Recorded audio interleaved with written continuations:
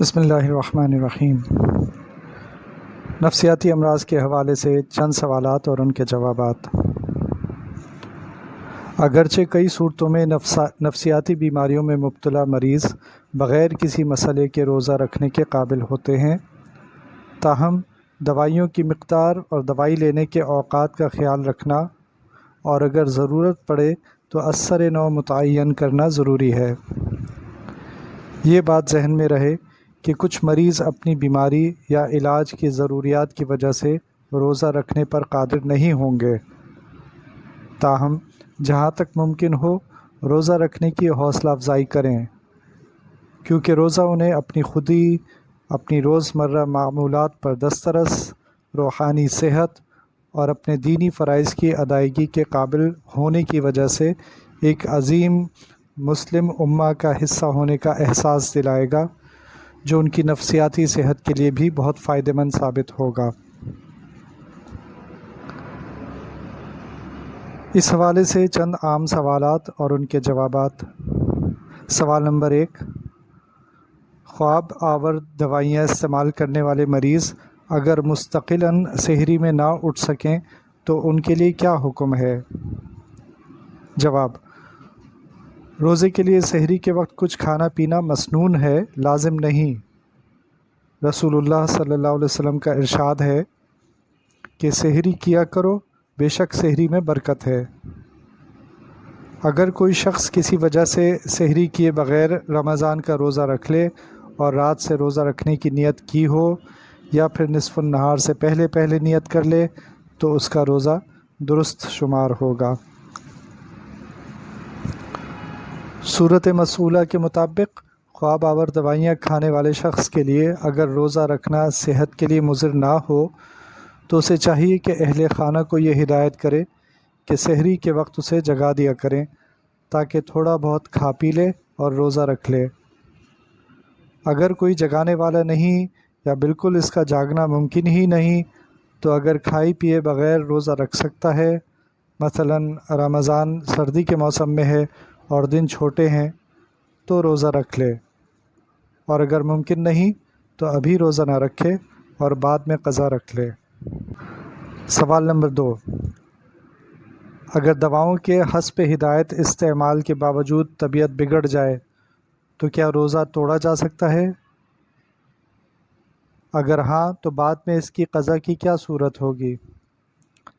سوال نمبر 3، دواؤں کے مضر اثرات کی وجہ سے طبیعت بگڑ جائے تو کیا روزہ توڑا جا سکتا ہے؟ اگر ہاں تو بعد میں قضا کی کیا صورت ہوگی؟ دونوں سوالوں کا جواب۔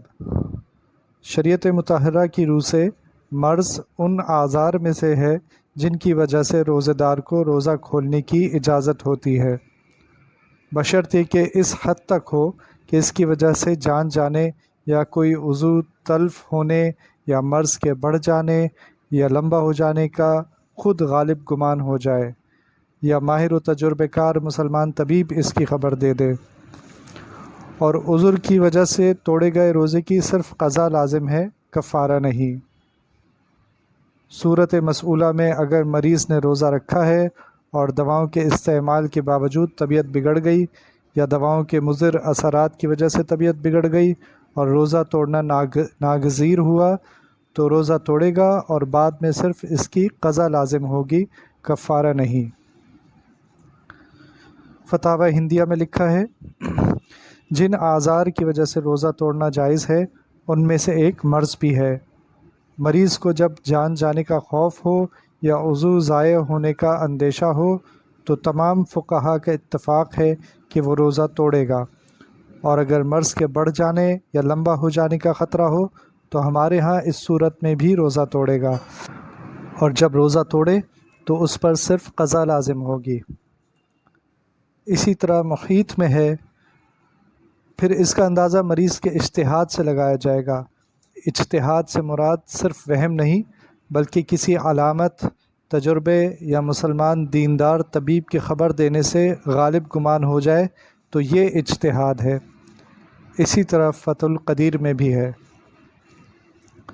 سوال نمبر 4، وہم کی بیماری یعنی ऑब्सेसिव कंपल्सिव डिसऑर्डर का शिकार मरीज़ बार बार एक काम को दोहराता है, जैसे वज़ू या गुस्ल के बाद ये ख्याल आना कि कुछ पानी मुंह के अंदर चला गया होगा और इसके नतीजे में बार बार थूकना। यही हालत बाज़ औक़ात डिप्रेशन और निसियान की बीमारी में भी होती है। ऐसे मरीज़ों के रोज़े के मसाइल के बारे में क्या हुक्म है? जवाब: जिस शख्स को वहम या निसियान की बीमारी लाहक हो, ऐसे शख्स को फ़ुक़हा कराम ये मशवरा देते हैं कि इस शक की तरफ बिल्कुल तवज्जो ना दे और आगे बढ़े।